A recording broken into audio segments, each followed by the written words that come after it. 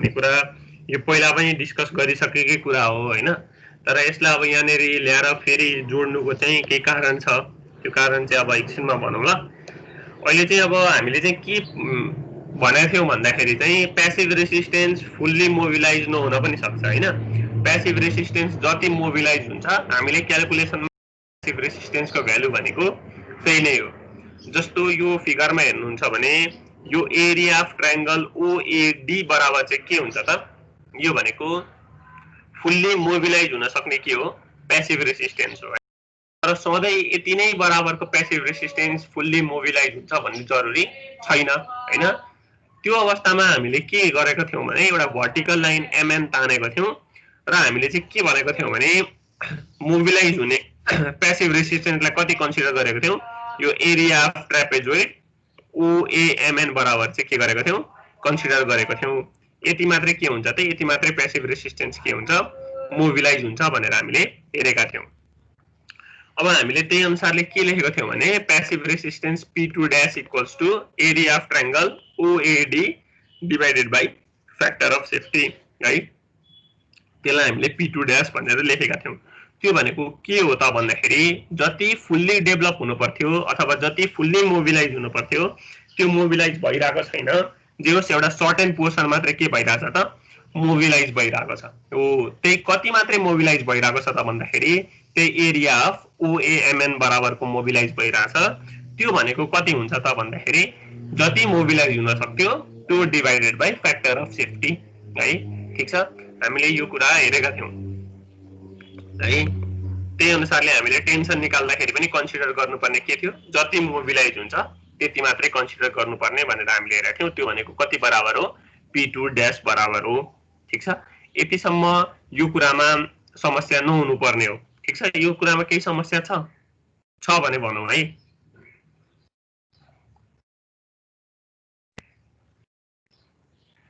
छैन सर है। ल त्यसो भए यो न्युमेरिकल कपी गर्नु न, यो न्युमेरिकल कपी गर्नु त।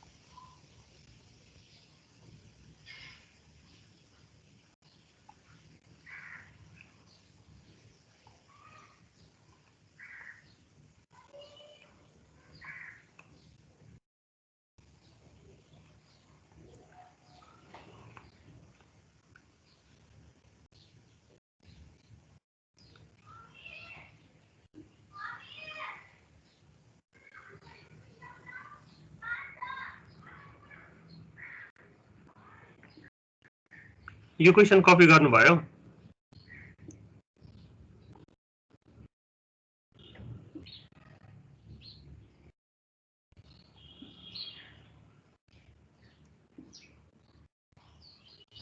बाँकी छ सर।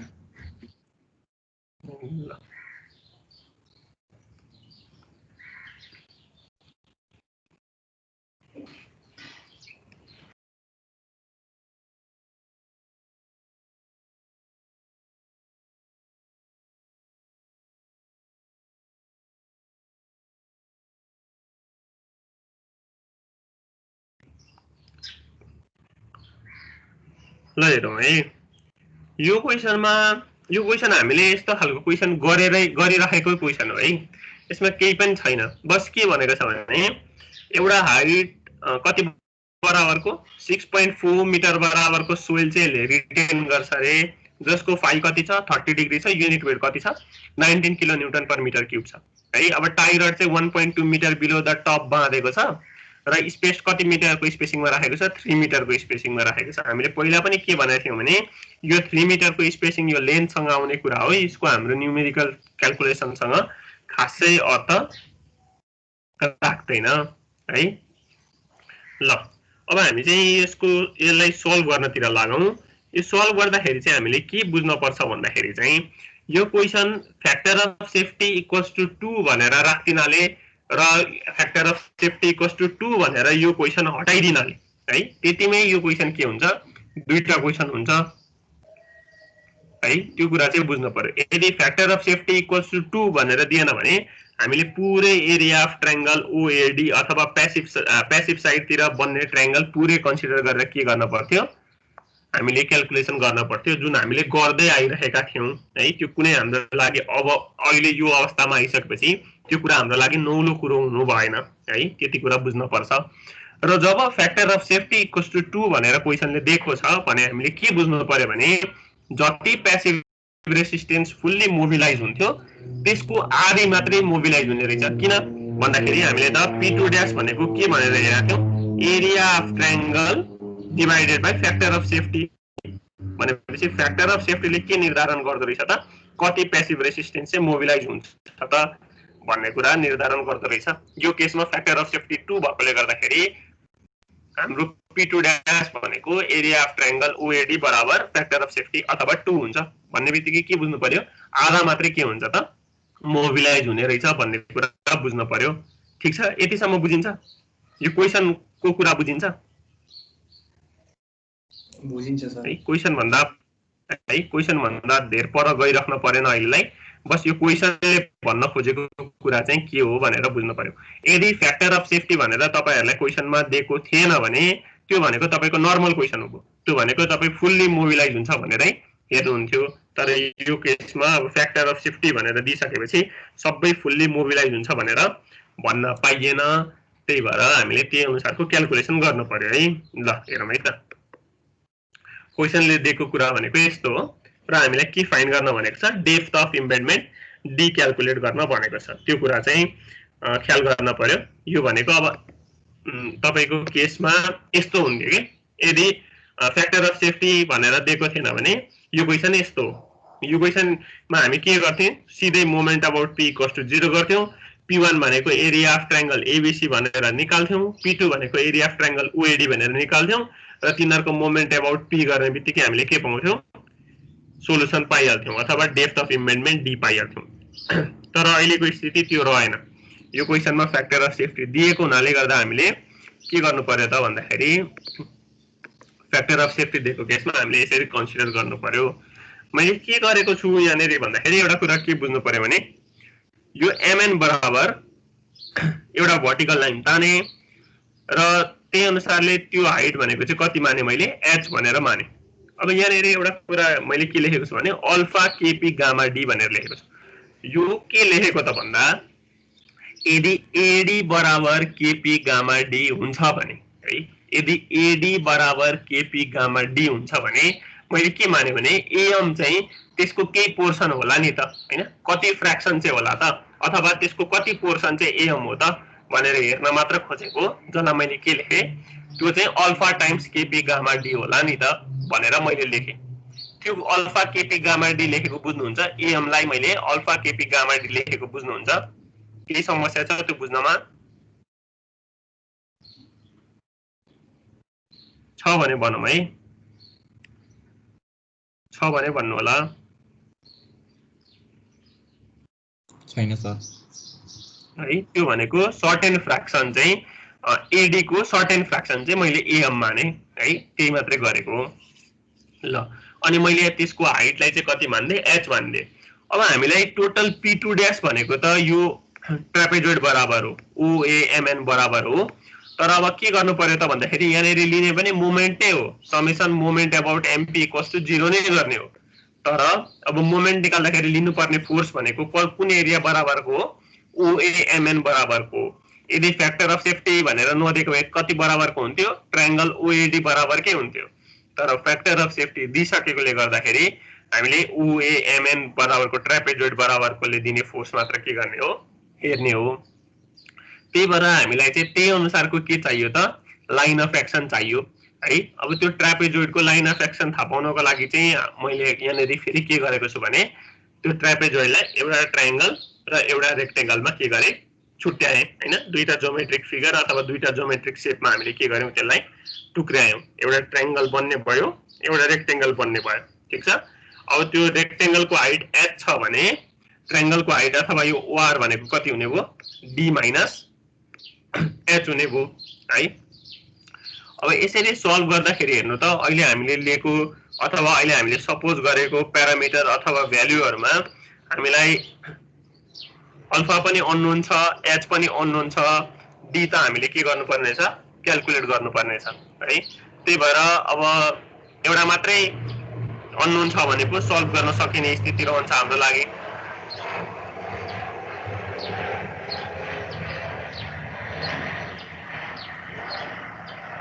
ल है, एउटा मात्रै अननोन छ भने हामीले सल्भ गर्न सक्ने स्थिति रहन्छ। तर यहाँ के छ त भन्दाखेरि अननोन नै हामीसँग अल्फा पनि अननोन भयो, h पनि अननोन भयो र d पनि के भयो अननोन भयो। त्यही भएर अब हामी चाहिँ के गर्न खोजौं भन्दाखेरि एउटालाई अर्कोको टर्ममा बदल्न सकियो भने मात्रै पनि के हुन्छ हामीले अननोनको संख्या घटाउन सक्छौं। अब हाम्रो उद्देश्य चाहिँ त्यो हुन्छ है। ल ओ मैले यतिसम्म त क्लियर छौ नि हैन हामी कि केही समस्या छ?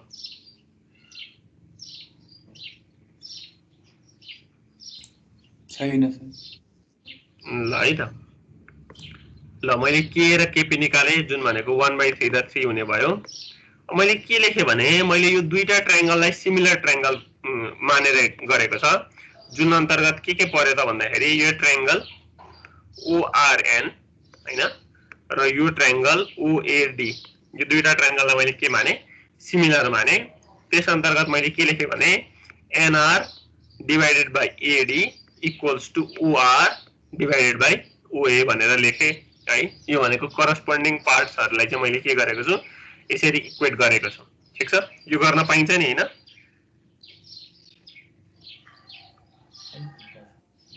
है ल त्यस अन्तर्गत के भयो भने NR divided by AD equals to OR divided by OA भयो। त्यसपछि NR भनेकै के सँग बराबर हुन्छ यो AM सँग बराबर हुन्छ जुन भनेकै कति भयो अल्फा केपी गामा डी भयो। त्यसलाई अल्फा केपी गामा डी भनेर यहाँ लेखियो। त्यस्तै गरी तपाईको AD भनेको के हो केपी गामा डी छ, त्यसलाई मैले यहाँ कति लेखे केपी गामा डी भनेर लेखे। त्यस्तै गरी तपाईको OR भनेको कति छ d माइनस h छ, त्यसलाई मैले d माइनस h भनेर लेखे। र त्यसपछि OA भनेको कति बराबर छ d भनेर छ, त्यसलाई मैले d भनेर। यदि यो सल्भ गर्नुभयो भने तपाईले के पाउनुहुन्छ h equals to d times 1 minus alpha भनेर पाउनुहुन्छ। ठीक छ। यतिसम्म बुझिन्छ? यतिसम्म केही समस्या छ?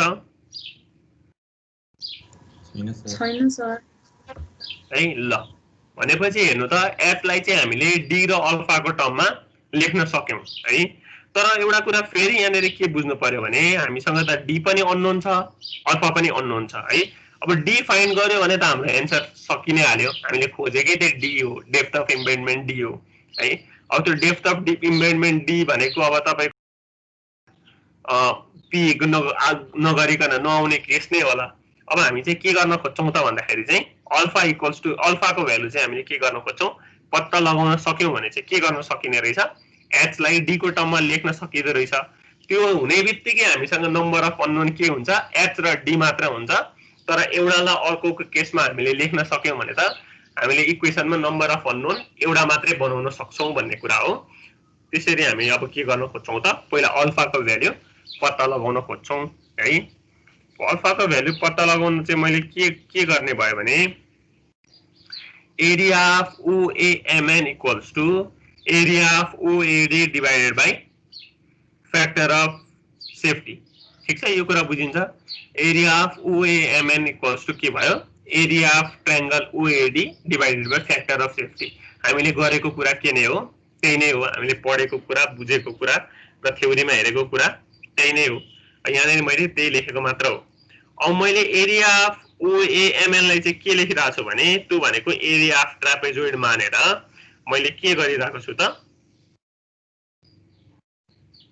एरिया अफ ट्रापेजोइड के हुन्छ half into height into sum of two parallel sides हैन यहाँनिर मैले लेखेको त्यही नै हो है अब हाफ भनेको हाफ छँदैछ त्यसपछि हाइट भनेको यो ट्रापेजोइडको लागि चाहिँ अल्फा केपी गामा डी भनेको हाइट हुने भयो sum of parallel to parallel side भनेको एमएन प्लस एओ अथवा ओए प्लस एनएम हुने भयो ओए भनेको डी एनएम भनेको एच त्यही लेखेको मात्र हो यदि यो कुरामा कन्फ्युजन छ भने तपाईहरुले त्यसलाई एउटा ट्रायंगल र एउटा रेक्टेंगल मानेरै दुईटाको एरिया निकालेर जोड्दा पनि हुन्छ आउने भ्यालु भनेको के नै हो त्यही नै हो जति यहाँ लेखेको छ त्यति नै आउँछ त्यो बराबर मैले के गरे त half into base into height गर्यो भने एरिया अफ ट्रायंगल ओएडी आउने भयो जसमा बेस भनेको कति छ त केपी गामा डी बराबरको बेस छ हाइट भनेको कति छ डी बराबरको हाइट छ त्यसलाई मैले कतिले डिवाइड गरे 2 भनेको के हो हामीलाई त्यो क्वेशनले दिएको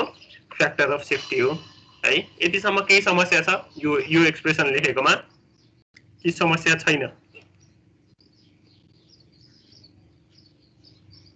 छ भने भनौं है छैन सर है ल अब त्यसभए मैले यसमा त्यो भन्दा तलपट्टि केही पनि गाह्रो कुरा गरेको छैन बस यो h को ठाउँमा d टाइम्स 1 माइनस अल्फा राखेको मात्रै हो त्यसैले तपाईले सल्भ गर्नुभयो भने के पाउनुहुन्छ एउटा क्वाड्रेटिक इक्वेसन पाउनुहुन्छ 4α - 2α² = 1 अथवा 2α² - 4α + 1 = 0 त्यो सल्भ गर्नुभयो भने त्यो क्वाड्रेटिक इक्वेसन सल्भ गर्नुभयो भने दुईटा भ्यालु आउँछ एउटा 1.707 आउँछ अर्को कति आउँछ त भन्दाखेरि 0.293 बराबर आउँछ अब 1.707 लिन मिल्छ कि मिल्दैन होला भन्ने कुरा हो के हुन्छ 1.707 लिन मिल्छ मिल्दैन सर किन मिल्दैन एएम त एडी भन्दा सानो आउनु पर्यो त हो है ल त्यो कुरा बुझ्नु पर्यो है एएम के हुनु पर्यो एएम त एडी मा लाई गर्छ नि एएम लाइज विदिन एडी हो हैन त्यही भएर एएम चाहिँ एडी को एउटा पार्ट हो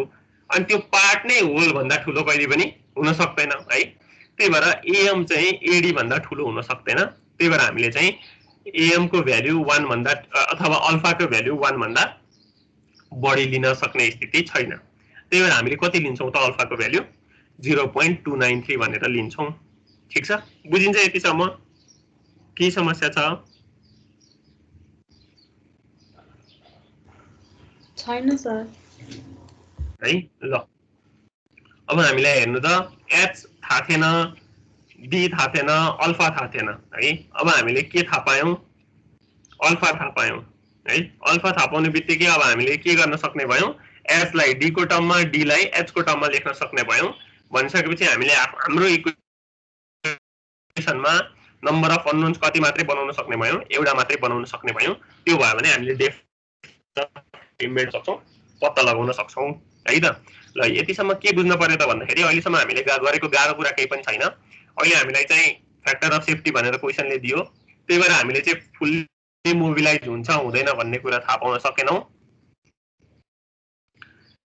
त्यति भइसकेपछि हामीले के गर्छौं त भन्दाखेरि चाहिँ फ्याक्टर अफ सेफ्टी भन्ने कुरा कन्सिडर गरेर एरिया अफ ट्रापेजोइड हेर्छौं र त्यो अनुसारले अब हामीले h आयो अल्फा आयो र यही कुरालाई चाहिँ हामीले अल्फा पत्ता लगाएर h लाई d को टर्ममा अथवा d लाई h को टर्ममा कन्भर्ट गर्न मिल्ने अथवा चाहिँ एउटालाई अर्कोको टर्ममा एक्सप्रेस गर्न हुन मिल्ने सिचुएसन क्रिएट गरेको मात्र हो यति गरिसकेपछि हामीले मोमेन्ट अबाउट p = 0 गर्यौं भने त्यो अनुसारले चाहिँ हाम्रो इक्वेसनमा नम्बर अफ अननोन्स अहिलेको स्थितिमा सुरुमा 3 वटा जस्तो देखिन्थ्यो भने अब नम्बर अफ अननोन्स कतिवटा मात्रै हुन्छ एउटा मात्रै हुन्छ जसले गर्दाखेरि हामीले के क्याल्कुलेट गर्न सक्छौं त डेप्थ अफ इम्बेडमेन्ट डी क्याल्कुलेट सक्छौं भन्ने कुरा हो ठीक छ यतिसम्म बुझिन्छ नि हैन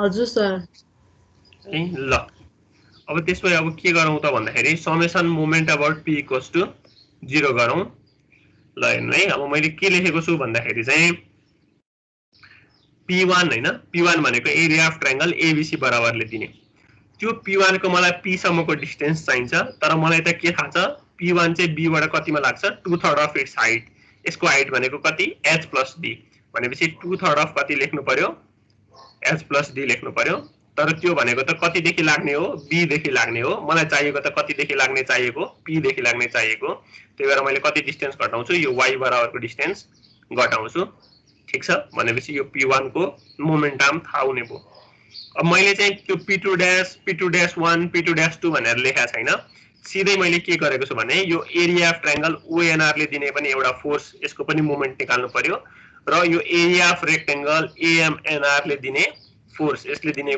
पनि के निकाल्नु पर्यो मोमेन्ट निकाल्नु पर्यो मैले त्यसरी क्याल्कुलेसन गरेको छ है ल त्यो अनुसारले हेर्ने हो भने ल पहिला त्यो निकालेको हेरौं एरिया अफ AMNR अथवा रेक्टेंगल को एरिया हेरौं त्यो भनेको के हो सिम्पली बेस इन्टु हाइट अब बेस हेर्नुहुन्छ भने कति alpha KP gamma D base हेर्नुहुन्छ भने अल्फा केपी गामा डी लेख्या हो यो भनेको अल्फा भनेको 0.293 केपी भनेको 3 गामा भनेको 19 डी भने डी नै यथावत भइहाल्यो र हाइट भनेको h लाई मैले के लेखे d times 1 minus alpha 1 minus 0.293 गर्नु भने कति आउँछ 0.707 आउँछ त्यसलाई मैले के ले मल्टिप्लाई गर्दिएको मात्र हो d ले मल्टिप्लाई गर्दिएको मात्र हो यो एरिया अफ AMNR निकालेको बुझिन्छ कि केही समस्या छ यसमा एरिया अफ AMNR निकालेको बुझिन्छ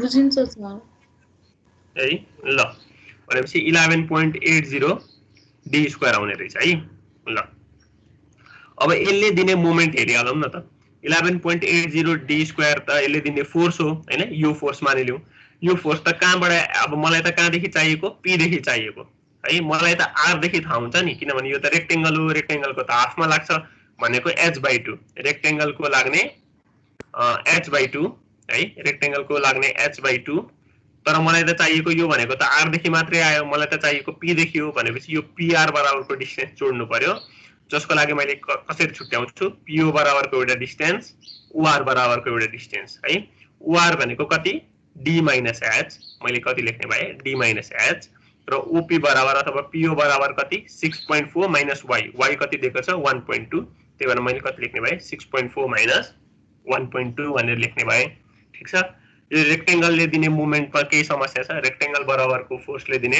मोमेन्टमा केही समस्या छ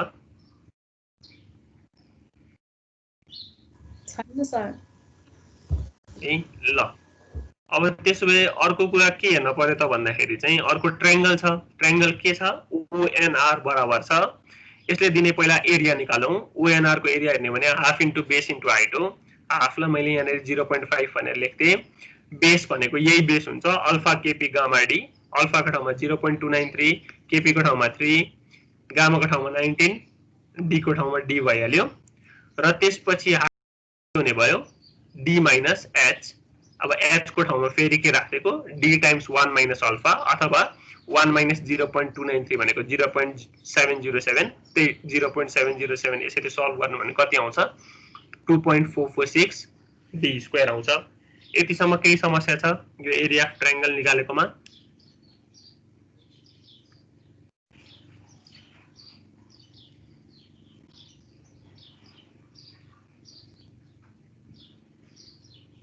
केही समस्या छ भने भनौं है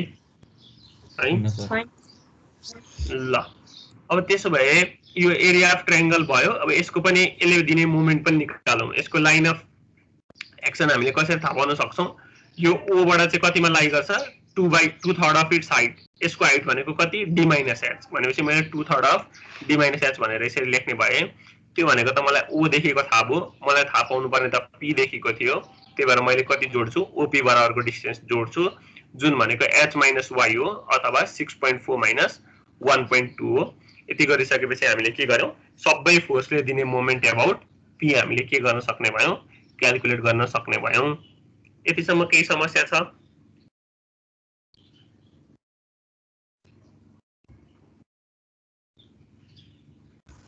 छैन भने सर भन्नु है ल ल त्यसमै एकचोटी क्याल्कुलेट गर्नुस् हैन अनि d को भ्यालु कति आउँदो रहेछ एकचोटी भन्नु न ल यो क्याल्कुलेट गर्नु त अनि d को भ्यालु कति आउँदो रहेछ एकचोटी भन्नु त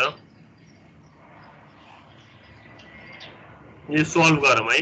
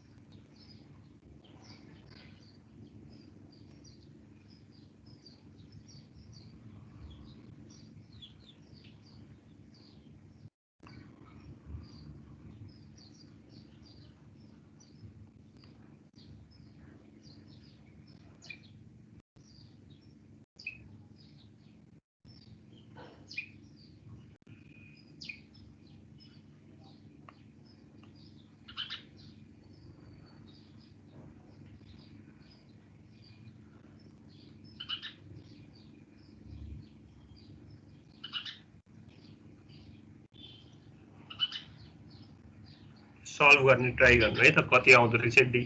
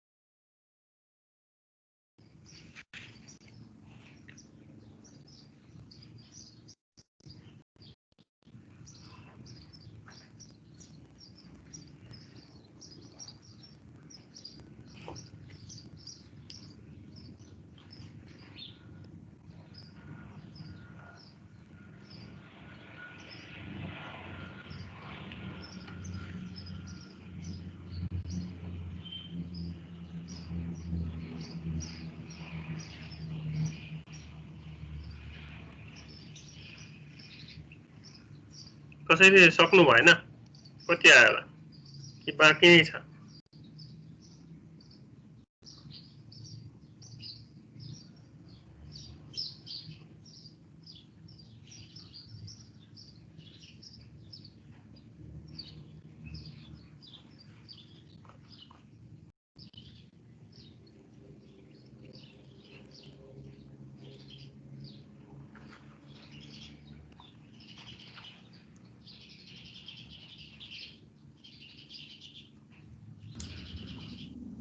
खै सर माइनसमा आउँछ।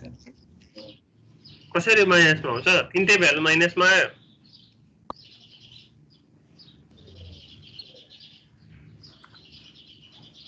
कि कसरी सल्भ गरियो? सिफ्ट सल्भ भनेर सल्भ गरियो कि क्या हो?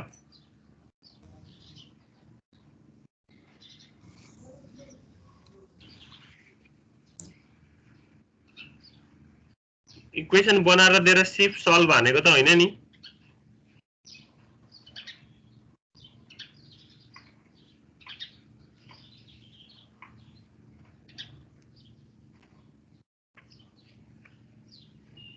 अरु कसैले? शिशिर, सुवर्ण, अमर, प्रतिमा, प्रज्ञा कसैले सल्भ गर्नु भएन? अरु नौस, पुष्पराज, सामना, समीर, सन्दीप, शंकर गरिरहेको शिखर छ गरेर हो। हजुर।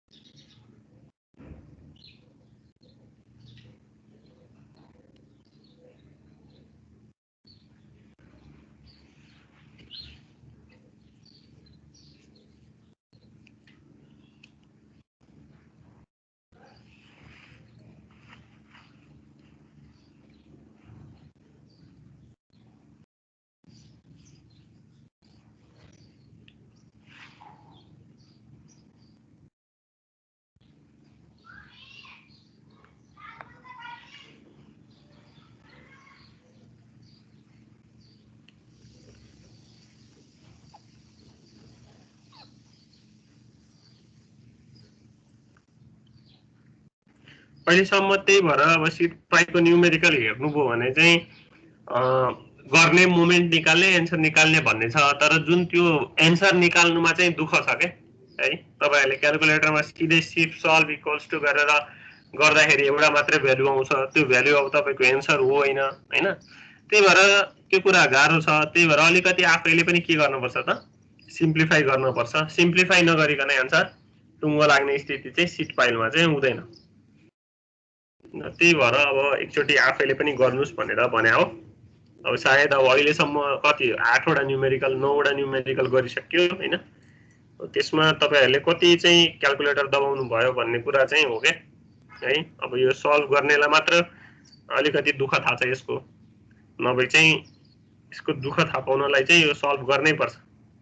अब यसरी मैले त अहिले त सिधै d इक्वल्स टु यो भनेर लेखिरहेको छु, तर अब के त्यति नै आउँछ त भनेर तपाईहरुले कतिको चेक गर्नु भएको छ भन्ने कुरा हो। ल कसैले क्याल्कुलेट गरिसक्नु भएन?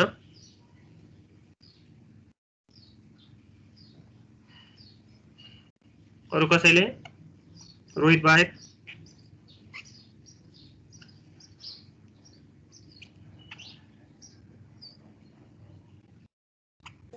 सर हजुर त्यो शिफ्ट डाइरेक्ट शिफ्ट गरेर के फरक हुन्छ? कति बेला त करेक्ट आउँछ एन्सर, कति बेला रङ आउँछ, त्यस्तो किन? त्यही गरेको हो, अघि नेगेटिभ निकाल्ने बेलामा त्यही गरेको हो। हो सर। ठीक छ, अहिले बुझाउँछु। अरु कोही? अरु न्युमेरिकल बनाउँदाखेरि शिफ्ट गरेर गरे अनि सर त म्याच गरिरहेको थियो एन्सर प्रिभियस अरुको। म्याच गरिरहेको थियो, सिट फाइलमै म्याच गरिरहेको थियो। अँ सर। ए यसमा गरेन हैन? ल है, अब यसमा पनि गर्न पनि सक्छ नगर्न पनि सक्छ भन्ने कुरा हो। शिफ्ट सल्भ गर्दाखेरि तपाईले कतिवटा भ्यालु दिन्छ भन्नु त? एउटा दिन्छ नि जम्मा, एउटा दिन्छ नि। तर क्वाड्रेटिक इक्वेसनको कतिवटा भ्यालु हुन्छ? दुईटा हुन्छ है। दुईटा हुन्छ। ल मानिलिनु अहिले तपाईले यो 2 alpha square minus 4 alpha plus 1 equals to 0 लाई शिफ्ट सल्भ गर्न त कति आउँदै रहेछ एन्सर? म पनि सँगै गरिरहेको छु है त। हुन्छ सर।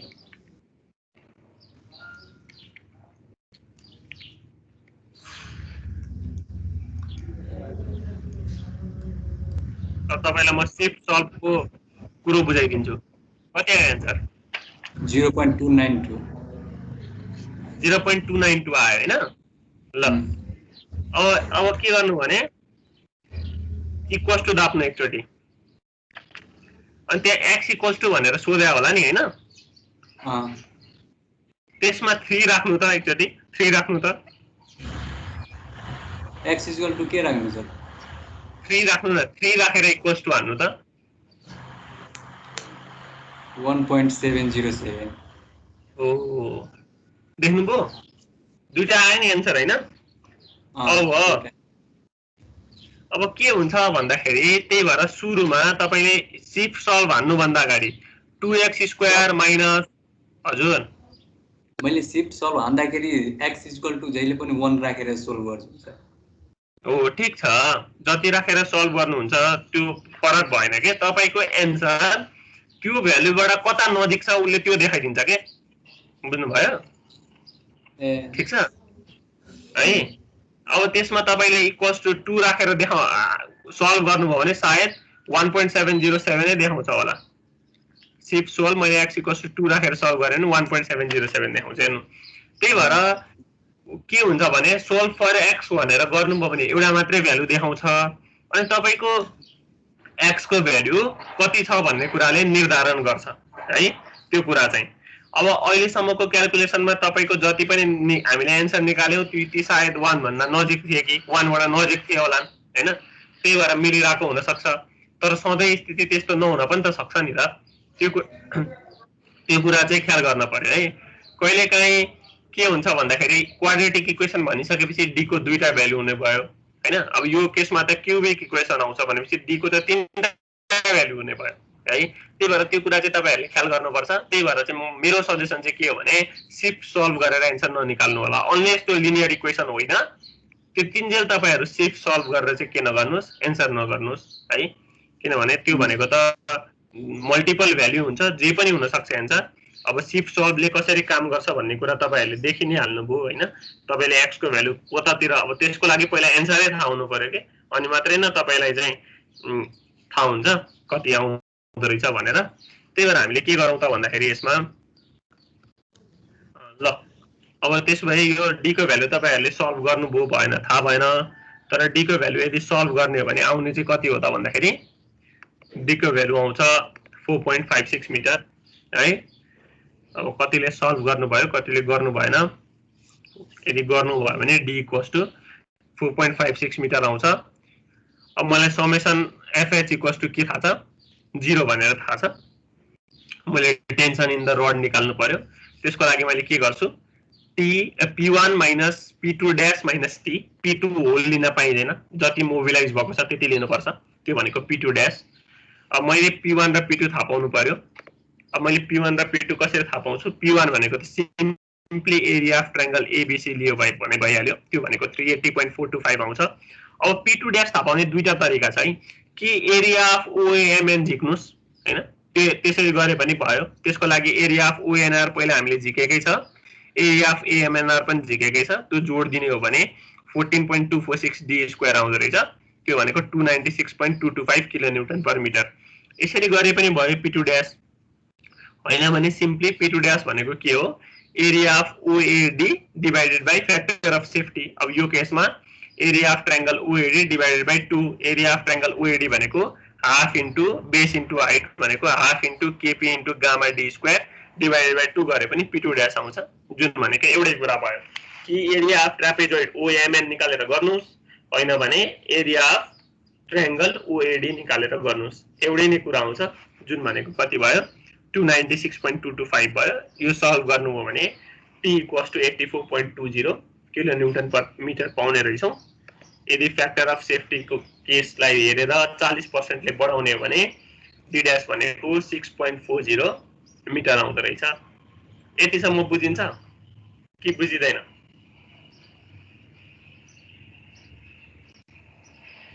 यतिसम्म बुझिन्छ? बुझिन्छ सर है। ल यो गाह्रो कुरा छैन। अब यस्तै न्यूमेरिकल हामीले चाहिँ पहिला ट्रायंगलकै लाइन अफ एक्सन मानेर हेरेका थियौं। यदि त्यो न्यूमेरिकल एकचोटी हेर्नुहुन्छ भने त्यसमा चाहिँ हाम्रो what proportion has been mobilised भनेर सोधेको थियो। यदि त्यसमा हेर्ने हो भने हाम्रो 0.47 भनेर एन्सर आएको थियो है। र त्यसमा हेर्नु त अहिले हामीले त 0.5 भनेर हेरेका छौं, किनभने फ्याक्टर अफ सेफ्टी हाफ छ भनेको आधी मात्रै मोबिलाइज छौं। त्यो अवस्थामा हेर्नु भयो भने के देखिन्छ त भन्दाखेरि 0.47 हुँदाखेरि डेप्थ 4.60 रहेछ। अब यसले कतिको फ्याक्टर अफ सेफ्टी कन्सिडर गरेको छ थाहा भएन। यो चाहिँ हामीले ट्रायंगल मानेर गर्दाखेरिको केस थियो भने अहिले हामीले गर्दाखेरि चाहिँ कति आयो, 4.56 मिटर बराबर आयो। त्यसैले हामीले के मात्रै गरेको, 1.4 टाइम्सले मल्टिप्लाई गरेको अथवा 40% हामीले के गरेको बढाएको हो भन्ने कुरा हो। ठीक छ, यतिसम्म बुझिन्छ? यसरी दियो भने पनि न्यूमेरिकल सल्भ गर्न सकिन्छ नि हैन? अब केही अप्ठ्यारो त नहोला।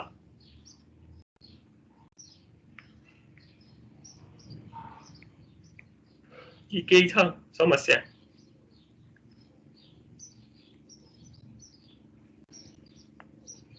छ भने भनौँ है, हैन भने अगाडि बढौँ।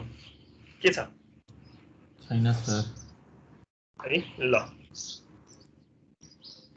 त्यसो भए यो क्वेशन कपी गर्नु न, यो क्वेशन कपी गर्नु होला। यो क्वेशनमा केही डिटेलहरु मिसिङ छ। फिगर चाहिँ यस्तो हो है, फिगर चाहिँ यस्तो हो।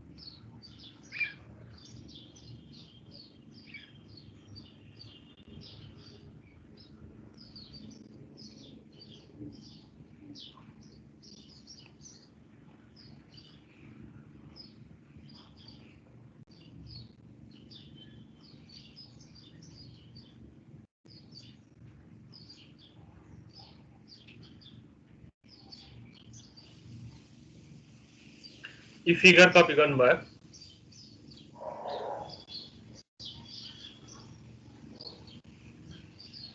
छैन सर एकैछिन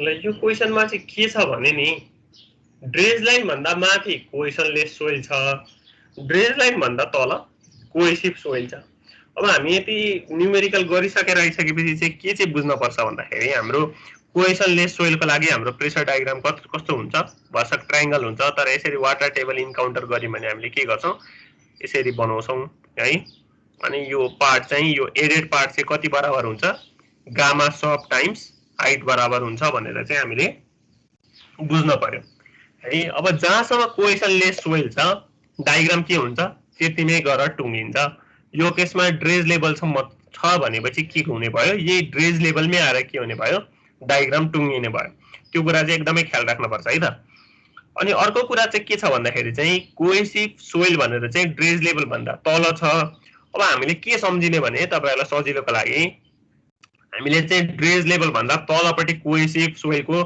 प्रेसर डिस्ट्रिब्युसन डायग्राम सम्झ्यौं है त्यो कस्तो थियो भन्दाखेरि चाहिँ हामी यसरी चाहिँ जान्थ्यौं है यसरी जान्थ्यौं तर अब यो कुरा बिर्सिदिनुस् यो कुरा किन बिर्सिदिनुस् भने हामी दुईटैको चाहिँ के बनाउँछौं सिम्प्लिफाइड नै बनाउँछौं सिम्प्लिफाइड बनाउँदा चाहिँ के हुन्छ त भन्दाखेरि चाहिँ तपाईको हामीले के गर्छौं यता मात्रै रेक्टेंगल बनाउँछौं है यता मात्रै के गर्छौं रेक्टेंगल बनाउँछौं जसको भ्यालु चाहिँ कतिसँग बराबर हुन्छ 4cu माइनस गामा h सँग बराबर हुन्छ त्यो कुरा चाहिँ सम्झिनु पर्यो यो भ्यालु चाहिँ कति हुन्छ त 4cu माइनस यो भ्यालु 4cu माइनस के सँग बराबर हुन्छ गामा h सँग बराबर हुन्छ है यस्तो प्रेसर डिस्ट्रिब्युसन हुँदो रहेछ भन्ने कुरा चाहिँ बुझ्न पर्यो गरेको केही पनि हैन कोहेसनलेस जहाँ सोइल जहाँसम्म छ त्यसको त्यो साइडमा कस्तो डायग्राम बन्थ्यो त्यो कुरा बनाएको मात्र हो ट्रायंगल बन्थ्यो यही ट्रायंगल बनाएको मात्र हो फरक के हो भन्दाखेरि वाटर टेबल इन्काउन्टर भएपछि जसरी चेन्ज हुन्थ्यो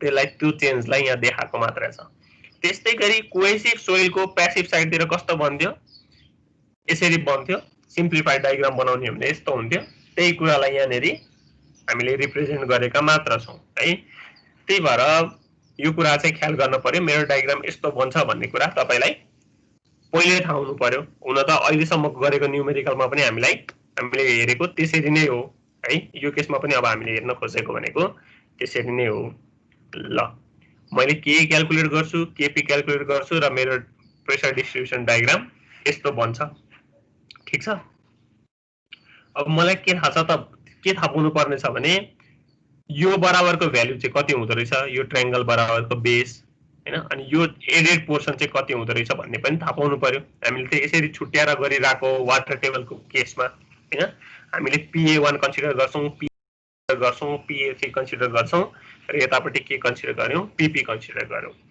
ल अब हेर्नु हो भने PA1 मैले के लेखेको छु एरिया अफ ट्रायंगल AM अथवा त्यहाँनेरि के अब डाइमेन्सन छुटेको रहेछ के गर्दियौ भने एरिया यो ट्रायंगलको के लेखेको हो त एरिया बराबरको फोर्स लेखेको त्यस्तै गरी PA2 भनेको के लेखेको यो रेक्टेंगल बराबरको के लेखेको फोर्स लेखेको र PA3 भनेको यो ट्रायंगल बराबरको फोर्स लेखेको त्यस्तै गरी PP भनेको यो ट्रायंगल बराबरको के लेखेको हामीले फोर्स लेखेको भन्ने कुरा हो यतिसम्म केही समस्या छ नबुझिने केही छ भने भन्दा हुन्छ है यतिसम्म बुझिन्छ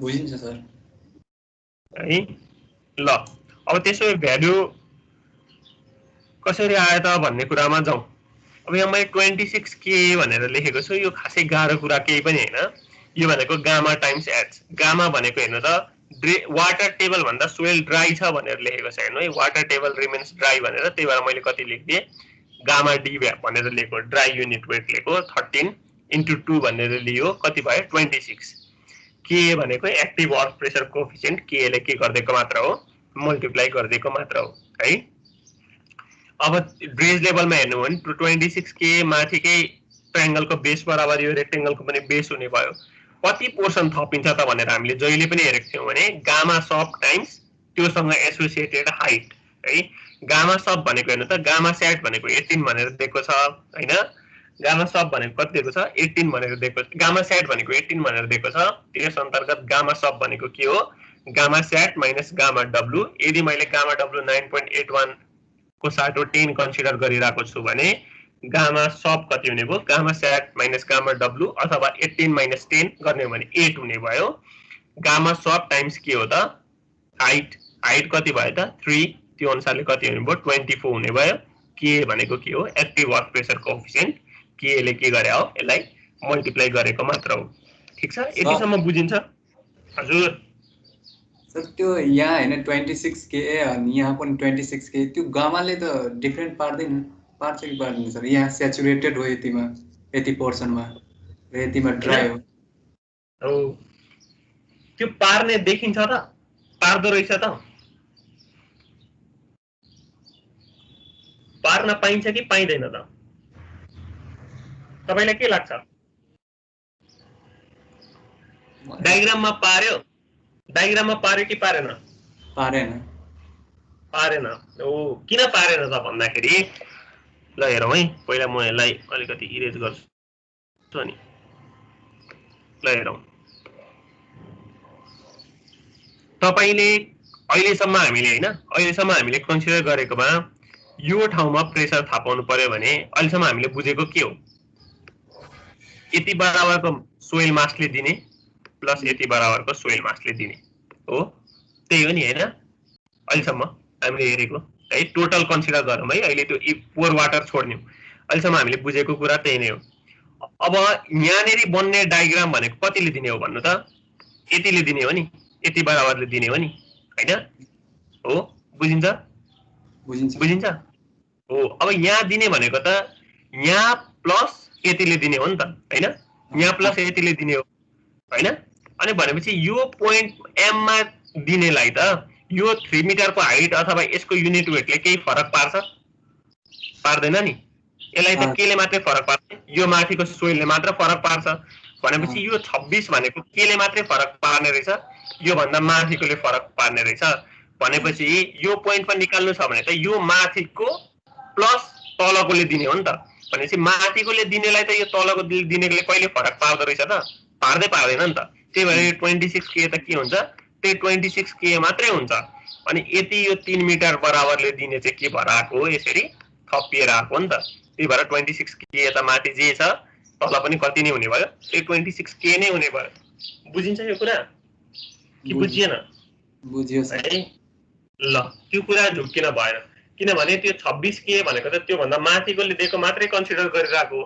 त्यो भन्दा तलकोले त त्यो पोइन्ट एम मा त खासै केही फरकै ल्याउँदैन नि प्रेसरै दिदैन त्यही भएर चाहिँ हामीले त्यो 26 के चाहिँ के भयो हुन्छ तल पनि त्यही नै हुन्छ जोडिएको पार्टलाई मात्रै ट्रायंगलको बेस मानेर हेरेको यतिसम्म बुझिन्छ हैन अरु कसैलाई के समस्या छ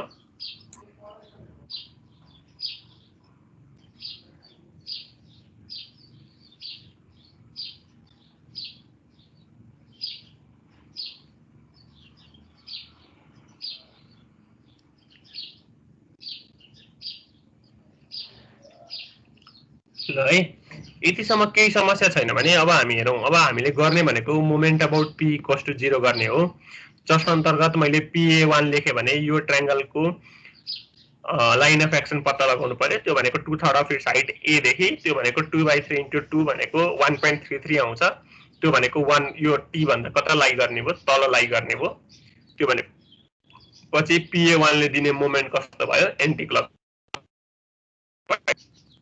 क्लकवाइज pa2 ले दिने पनि क्लकवाइज pa3 ले दिने पनि क्लकवाइज भनेपछि सबै एउटै डाइरेक्सनमा लाग्दा रहेछन् त्यही भएर मैले सबैलाई प्लस प्लस प्लस भनेर लेख्दिए यदि pa1 को चाहियो भने मलाई a देखिको डिस्टेन्स भनेको 2/3 अफ इट्स हाइट जुन भनेको 2/3 इन्टु त्यसको हाइट भनेको 2 मिटर त्यो भनेको 2/3 अफ 2 अब मलाई चाहिएको त p देखि हो मैले a देखि पत्ता लगाए भने मैले कति मिटर घटाउनु पर्यो 1 मिटर घटाउनु पर्यो यहाँ गरेको त्यही नै हो p2 को लागि गर्ने हो भने pa2 को लागि गर्ने हो भने मलाई m देखि कतिमा लाग्छ भनेर थाहा छ हाफ अफ इट्स हाइटमा लाग्छ भन्ने थाहा छ भनेको 3/2 मा लाग्छ भन्ने थाहा छ तर मलाई चाहिएको त m देखि हैन मलाई चाहिएको p देखि हो त्यही भएर मैले mp बराबरको डिस्टेन्स जोड्नु पर्यो जुन भनेको कति हो त 2 - 1 हो त्यही नै यहाँ लेख्या हो त्यस्तै गरी यदि pa3 को लागि हेर्नुहुन्छ भने यो ट्रायंगलको मलाई लाइन अफ एक्सन पत्ता लगाउनु पर्यो भने यो पोइन्ट m देखि कतिमा लाग्छ 2/3 अफ इट्स हाइट भनेको जुन भनेको 2/3 into 3 मलाई चाहिएको त m देखि हैन मलाई चाहिएको कति देखियो p देखियो त्यही भएर मैले के गर्छु यो 2 minus 1 गरेर mp बराबरको डिस्टेन्स निकाल्छु जुन भनेको कति भयो यहाँ लेखेको पोर्सन भयो 2 minus 1 ठीक छ यो एक्टिभ साइडको निकालेकोमा केही समस्या छ एक्टिभ साइडको फोर्सेसहरुले मोमेन्ट क्याल्कुलेट गरेकोमा केही समस्या छ छैन सर है यो हुन पनि हुँदैन है अब यो जस अन्तिम सम्म आइसकेपछि मोमेन्ट चाहिँ निकाल्न हामी एकदम पोख्त नै हुनुपर्छ यो मोमेन्ट निकाल्ने हलमा लियो भने चाहिँ कहिले पनि अगाडि बढ्न सकिने स्थिति रहँदैन सेट फाइलको क्याल्कुलेसनमा अब यदि यो पीपी क्याल्कुलेट गर्ने हो भने यो पीपी को फोर्सले दिने मोमेन्ट हेर्ने हो भने पोइन्ट ओ देखि कतिमा यो रेक्टेंगल हो यसको हाफमा हैन भनेपछि d/2 मा तर मलाई चाहिने त p देखि हो o देखि मात्रै हैन त्यही भएर मैले यो op बराबरको डिस्टेन्स जोड्न पर्यो जसलाई मैले om + mp भनेर लेख्ने भए om भनेको 3 मिटर र mp भनेको कति 2 - 1 मिटर भनेको कति 2 - 1 ठीक छ 1 मिटर बराबर है ल यति इक्वल्स टु मैले 0 गरे भने मैले के गर्न पाए sum of moment about p equals to 0 गर्न पाए अब मैले pa1 पनि निकाले त्यो भनेको simply half of area of triangle यो त्यस्तै गरी pa2 निकाले सिम्पली एरिया अफ यो रेक्टेंगल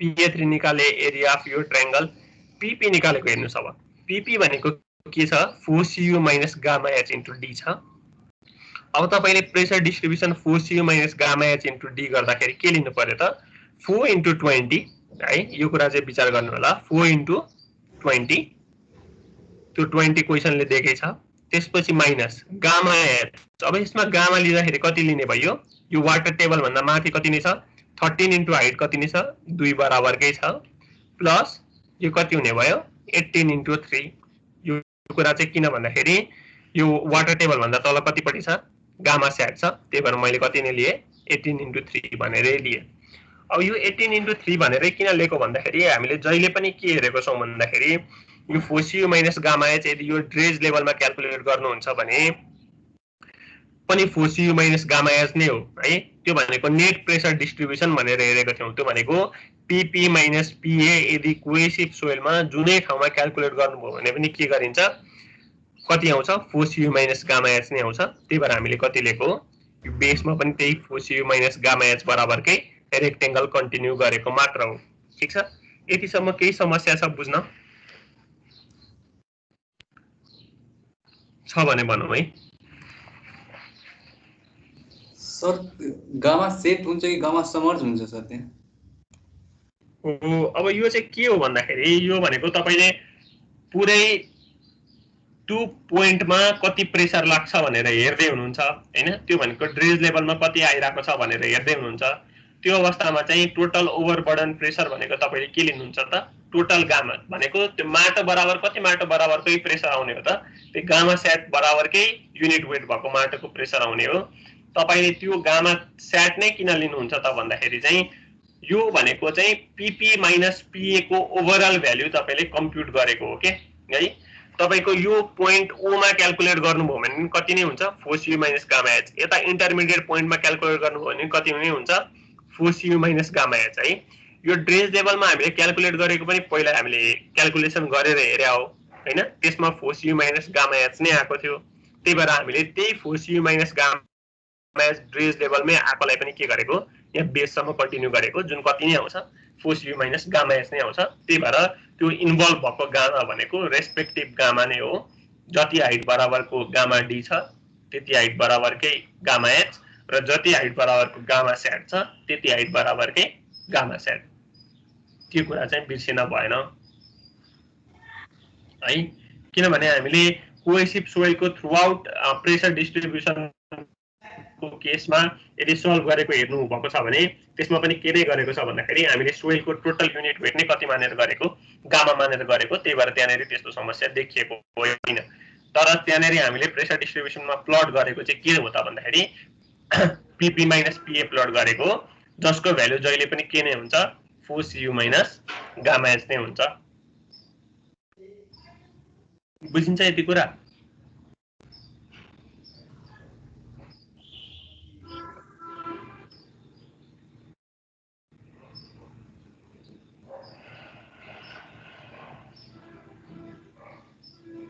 कि केही समस्या छ?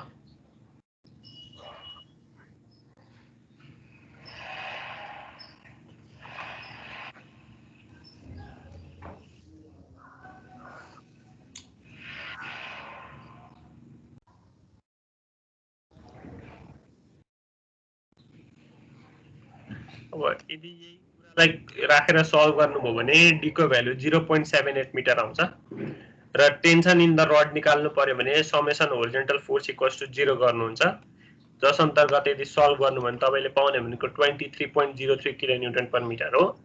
यदि अब हामीले फ्याक्टर अफ सेफ्टी राख्ने हो भने 20 देखि 40% के गर्छौं त बढाउँछौं, जुन सल्भ गर्यो भने कति आउँछ त 1.4 टाइम्स डी आउँछ। सर हामी त इफेक्टिभ युज गर्ने हो नि सर, इफेक्टिभ युज बुझिन?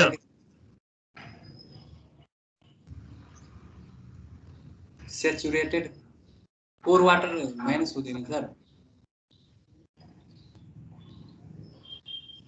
यो केसमा भन्नुभएको यो फोर्सियु माइनस गामा एच वालामा त्यो भनेको चाहिँ हामीले यस्तो हो के कस्तो हो भने नि ल हेर्नु, त्यो भनेको फोर्सियु माइनस गामा एच भनेको नेट प्रेसर डिस्ट्रिब्युसन हो नि।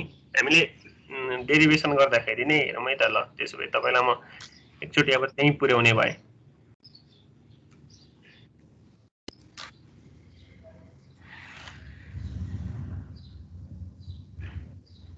कि सायद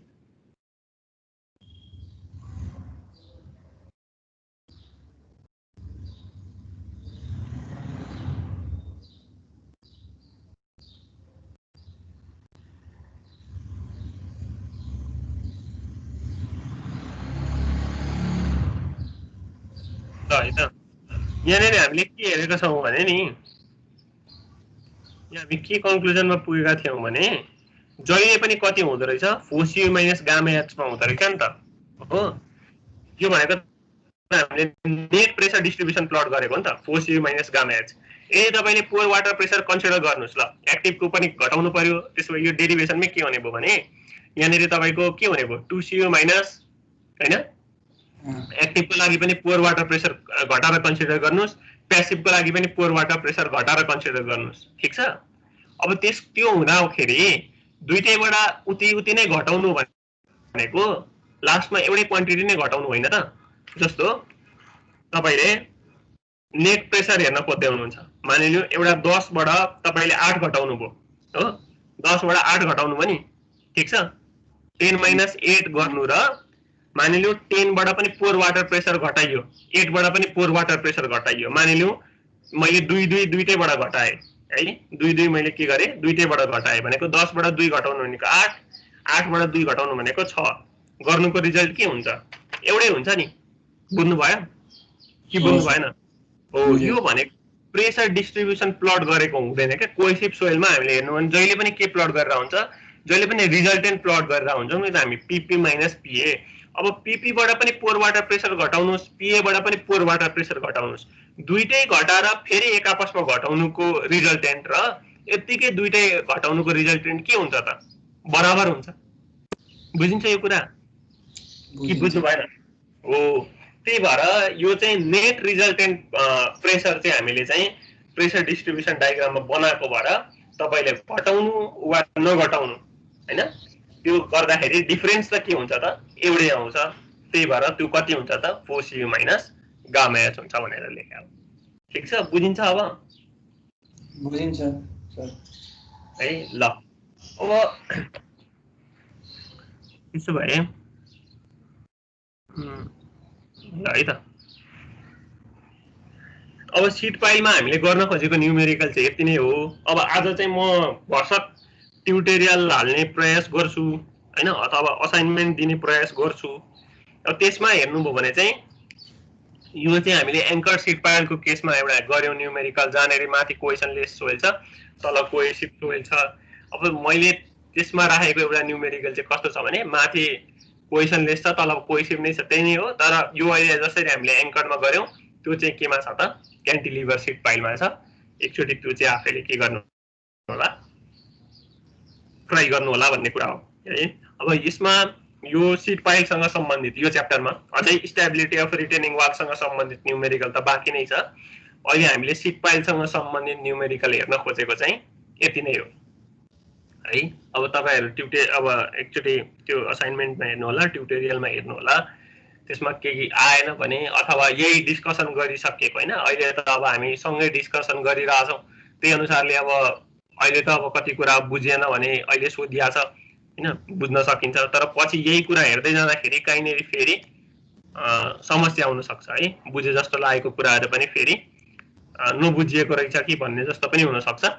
त्यो कुराहरु हेर्नु होला। यदि कहीँ त्यस्तो समस्या भएमा फेरि हामी छलफल गरौँला, हैन भने यो सिट पाइलसँग सम्बन्धित न्युमेरिकल हामीले गर्न खोजेको चाहिँ यति नै हो है। अब समग्रमा सरसर्ती यदि हेर्ने हो भने हामी चाहिँ के हेर्यौं त भन्दाखेरि क्यान्टिलिभर सिट पाइल हेर्यौं, जुन चाहिँ केमा हेर्यौं, कोहेसनलेस सोइलमा पनि हेर्यौं, कोहेसिभ सोइलमा पनि हेर्यौं। कोहेसनलेस सोइलमा हेर्ने हो भने एज्युम प्रेसर डिस्ट्रिब्युसन यस्तो थियो, तर हामीले सिम्प्लिफाइड भनेर यसरी न्युमेरिकलहरु सल्भ गर्यौं। त्यसपछि कोहेसिभको लागि हेर्ने हो भने प्रेसर डिस्ट्रिब्युसन यस्तो थियो, हामीले यस्तै मानेर पनि सल्भ गरेको छौं न्युमेरिकल, र यस्तो सिम्प्लिफाइड मानेर पनि के गरेको छौं, सल्भ गरेको छौं। र त्यसपछि अर्को हेर्ने हो भने एंकर्ड सिट पाइलमा आयो, फ्री अर सपोर्ट मेथडमा हामीले यसरी गर्यौं, र त्यसपछि कोहेसनलेस सोइलमा हामीले चाहिँ अहिले भर्खर हामीले हेरेको यसरी पनि सल्भ गरेको छौं।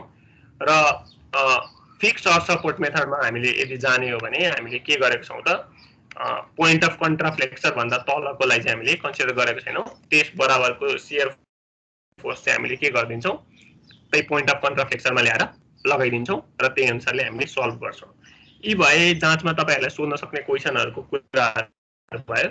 कहिलेकाहीँ जाँचमा चाहिँ तपाईहरुलाई यस्तो फिगरै दिएर र क्याल्कुलेट गर्नुस् भनेर पनि सोध्न सक्छ। त्यो अवस्थामा पनि सल्भ गर्न सक्नु पर्यो। त्योसँग सम्बन्धित न्युमेरिकल चाहिँ हामीले किन गरिएन भन्दाखेरि त्यो भनेको डिट्टो हामीले थ्योरीमा जसरी गरेको छौं त्यही अनुसारले गर्दै जाने हो भने हामी त्यहाँसम्म पनि पुग्छौं। त्यो खासै गाह्रो कुरा होइन भन्ने कुरा हो है।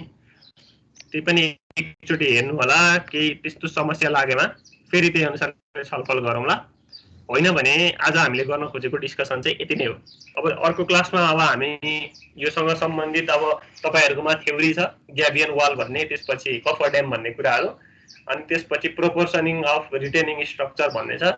सायद सम्भवतः यो हप्ता हामी त्यतिसम्म मात्र गर्छौं होला, होइन भने रिटेनिङ वालको थ्योरीसम्म चाहिँ पुगिएला कि स्टेबिलिटीको, होइन नत्र भने न्युमेरिकल चाहिँ सुरु गर्ने अवस्था चाहिँ यो हप्ता चाहिँ रहँदैन जस्तो लाग्छ। त्यसपछि अब दशैं लाग्ला के होला, अनि त्यसपछि हामी फेरि कन्टिन्यू गर्दाखेरि चाहिँ न्युमेरिकलबाट सुरु गर्छौं होला, सायद स्टेबिलिटी अफ रिटेनिङ वालको न्युमेरिकलबाट चाहिँ सुरु गर्छौं होला।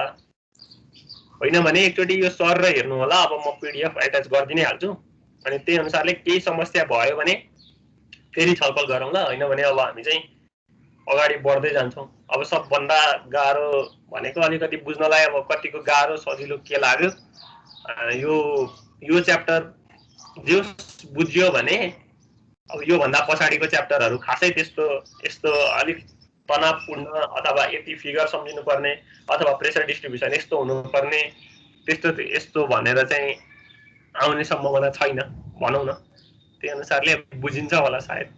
एकचोटि अब आफूले पनि मेहनत गर्न पर्यो। अब यसरी हेर्दाखेरि चाहिँ बुझिए जस्तो लागे पनि क्याल्कुलेसन गर्दा गर्दै कतै अड्किन सक्ने चान्स चाहिँ एकदमै धेरै छ। जस्तो अब डी निकाल्ने कुरामै अहिलेसम्म अब हामीलाई कतिपय केसमा खोजेको एन्सर नभेटिन सक्छ। त्यही भएर प्र्याक्टिस नै हो ठुलो कुरो। प्र्याक्टिस गर्दै जानु होला। केही समस्या भएमा हामी फेरि भेटि नै हाल्छौं। समस्या छैन भने आजलाई यति नै गरौँ। के छ सर? हजुर के छ? त्यो अघिको क्वेशनमा त्यो पीपी थियो नि, एकचोटि हेर्नु न। के भन्नुभएको? अघिको क्वेशनमा त्यो पीपी क्याल्कुलेट गरेको थियौं नि। यो चाहिँ तल अघिको लास्ट क्वेशनमा न्युमेरिकल 10 मा हो। त्यसमा 8 into 3 हुनु 8 into 3 हुनु पर्ने हैन र? ओ यो कुरा भनेको? हजुर हजुर। ओ त्यही कुरा त अघि भनेको नि रोहितलाई। त्यो भनेको चाहिँ कस्तो हो भने नि अब भन्नु न। जसरी अहिले यो क्याल्कुलेटर हेर्नु त 0 आउँछ नि त, फेरि 30D आउन्न नि त। 0 आउँछ। हजुर, यो टी क्याल्कुलेट तपाईले लेखेको त्यो क्याल्कुलेटर हेर्नु 0 आउँछ।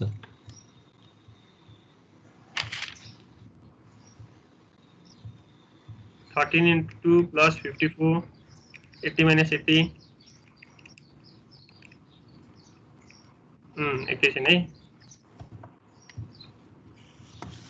24 plus 26, 80 minus 50 equals to है 0 आउँदो रहेछ। ठिक छ ठिक छ। भनेपछि गरेको गामा सब इन्टु एच नै गरेको रहेछ है। तर एउटा कुरा चाहिँ के बुझ्नु पर्यो भन्दाखेरि चाहिँ जसरी एक्टिभ साइडतिर चाहिँ तपाईहरुले चाहिँ एक्चुअल प्रेसर डिस्ट्रिब्युसन डायग्राम जुन बनाउनु भएको छ जति बराबरको एच को कोहेसिभ सोइलको लागि चाहिँ त्यति बराबरको चाहिँ बन्दैन। त्यो कुरा चाहिँ दिमागमा जहिले पनि ख्याल गर्नु होला। जस्तो यतापटि हामीले चाहिँ जे प्लट गर्यौं ट्रायंगलको केसमा कोहेसनलेस सोइलमा जति प्लट गर्यौं कोहेसिभ सोइलको लागि चाहिँ त्यति नै प्लट गरेको चाहिँ हुँदैन कहिले पनि है। यो फोसियो माइनस गामा। हजुर तपाईले त्यो त्यति बेला भन्नुभयो ठिकै भन्नुभयो त्यो, तर तपाईले यहाँ 24 छ नि सर 20 यहाँ तपाईले माइनस गरिदिनु भयो चाहिँ हैन। यहाँ एकछिन हवाईजहाजले बिगारेको कुरो। ल अब भन्नुस्। हजुरले त्यो 18 छ नि सर गामा सेट, हजुरले यहाँ माइनस गरिदिनु भएछ अनि यहाँ माइनस गर्नु भएछ के सर। यहाँ पनि त्यति नै राख्दा हुन्थ्यो भने म्याच गर्थ्यो नि सर। 24 छ नि सर 24 छ 8 into 3 गर्नु भएछ तपाई, यहाँ 18 into 3 हुन्थ्यो भने म्याच गर्थ्यो नि सर। हजुरले यहाँ माइनस गर्नुभयो यहाँ माइनस गर्नु भएन। 18/10 स्याचुरेट 4 वाटर। त्यही त के भयो भन्दाखेरि चाहिँ त्यही अघि हामीले डिस्कस जे गर्यौं नि, जस्तो टोटलबाट समथिङ x बाट y घटाउनु र x - 2 - y - 2 गर्नुको अर्थ जे हुन्थ्यो आखिरमा हुने त्यही नै हो हैन। अब यहाँनेरि चाहिँ के भयो भने रोहितले भने जस्तै के चाहिँ कुरा चाहिँ गडबडी भयो भन्दाखेरि चाहिँ मैले यतापट्टि पनि के नै कन्सिडर गरे भने मैले यतापट्टि पनि नेट प्रेसर डिस्ट्रिब्युसन मात्रै प्लट गरे के, जुन भनेको मैले घटाएर प्लट गरे। तर यतापट्टि चाहिँ मैले चाहिँ यहाँनेरि क्याल्कुलेसन गर्दाखेरि चाहिँ के लिएर गरे भन्दाखेरि टोटल भ्यालु लिएर गरे। यतापट्टि मैले घटारै प्लट गरेको भएर यतापट्टि पनि मैले के गर्नु पर्यो घटारै प्लट गर्नु पर्यो अथवा 8 इन्टु के गर्नु पर्यो 3 गर्नु पर्यो। त्यही भएर मात्रै यो बिग्रे जस्तो देखिएको हो हैन। यदि मैले यतापट्टि पनि टोटल नै क्याल्कुलेट गरेको भए यतापट्टि पनि टोटल नै क्याल्कुलेट गर्दाखेरि त्यस्तो बिग्रिनै हुँदैन। किन भन्दाखेरि त्यो भनेको आखिरमा हामीले घटाउने भनेको टोटल प्यासिभ अर्थ प्रेसर माइनस टोटल एक्टिभ अर्थ प्रेसर अथवा यिनीहरुको डिफरेन्स प्लट गर्ने हो। त्यो डिफरेन्स प्लट गर्दाखेरि हामीले निकालेको कन्क्लुजन भनेकै के हो भने नेट प्रेसर डिस्ट्रिब्युसन चाहिँ थ्रुआउट के हुन्छ एउटै हुन्छ। के को केसमा कोहेसिभ सोइलको केसमा जुन भनेको फोसियो माइनस गामा एच हुन्छ। जुन गर्नुभयो भने चाहिँ तपाईले खोजेको एन्सर पाउनुहुन्छ। अब तपाई यदि टोटल घटाउनुस् अथवा इफेक्टिभ घटाउनुस् डिफरेन्स त के हुन्छ एउटै हुन्छ है। त्यो कुरा चाहिँ विचार गर्न पर्यो।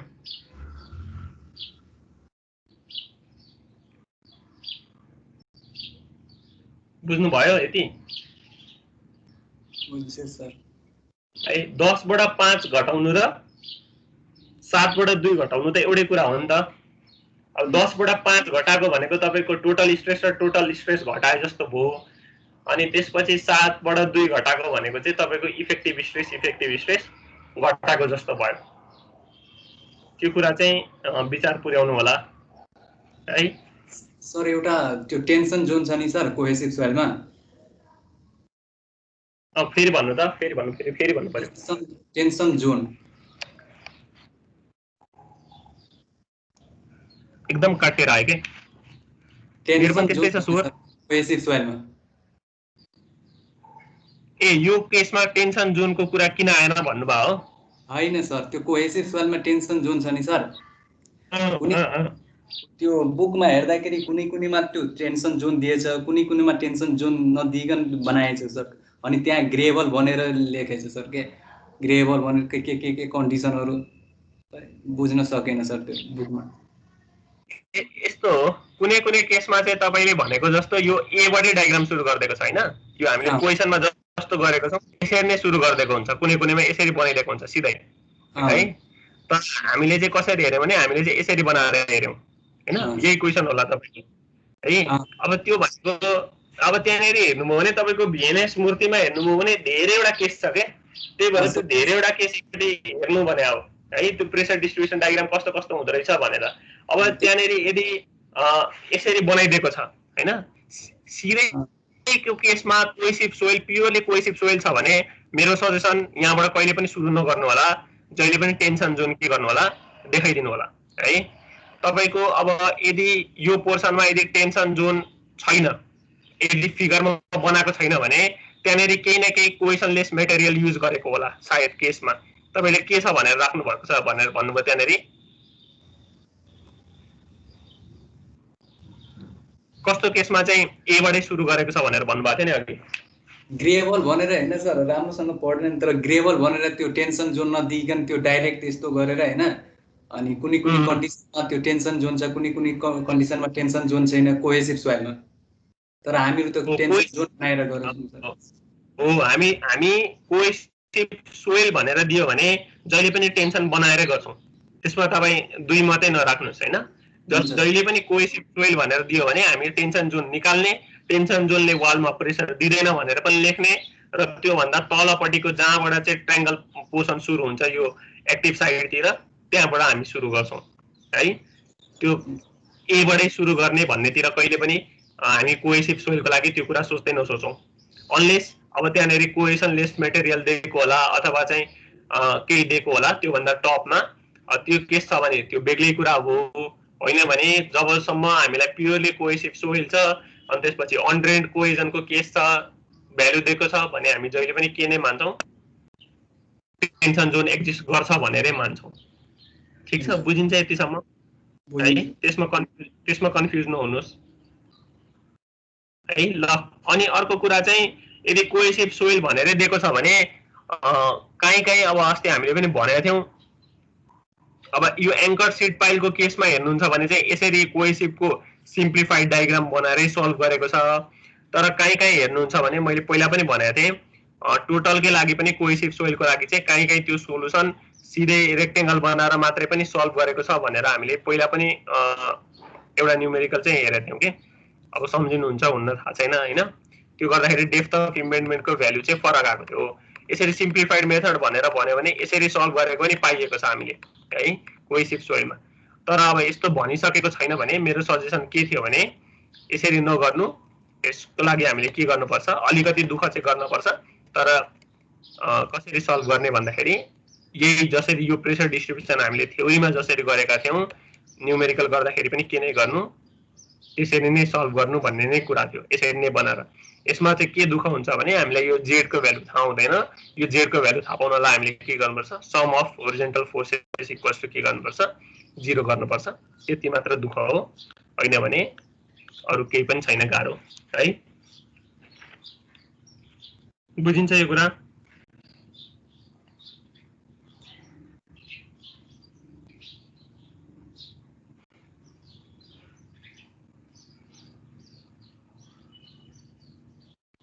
बुझिन्छ? अरु कसैलाई केही प्रब्लम छ?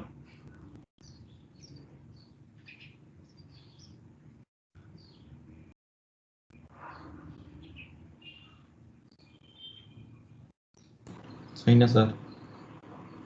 ए ल, अब एकचोटि यो न्यूमेरिकल हेर्नु होला अनि फेरि केही अब एकचोटि त्यहाँ रेफरेन्समा अब किताबहरु हाल्दिएको छ हैन, त्यो युएससी 6M भन्नेमा होला।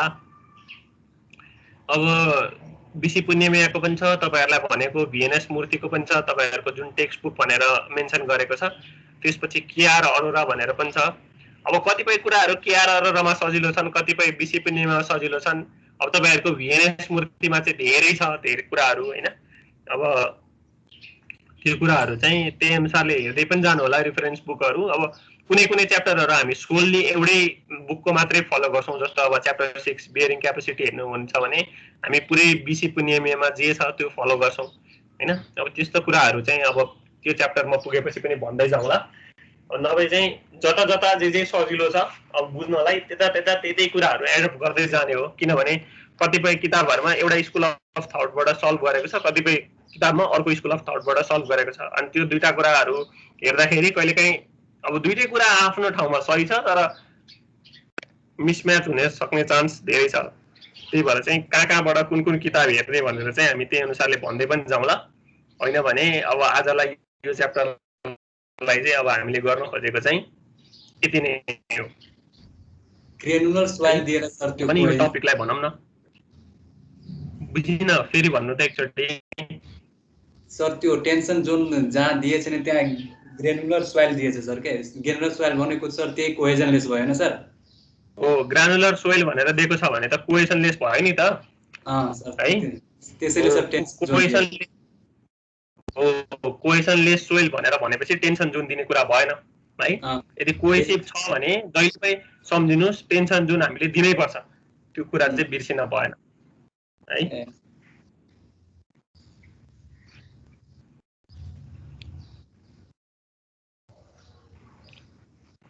ल यति नै गरौँ होला नि त है। अनि त्यही अनुसारले अब छलफल गरौँला।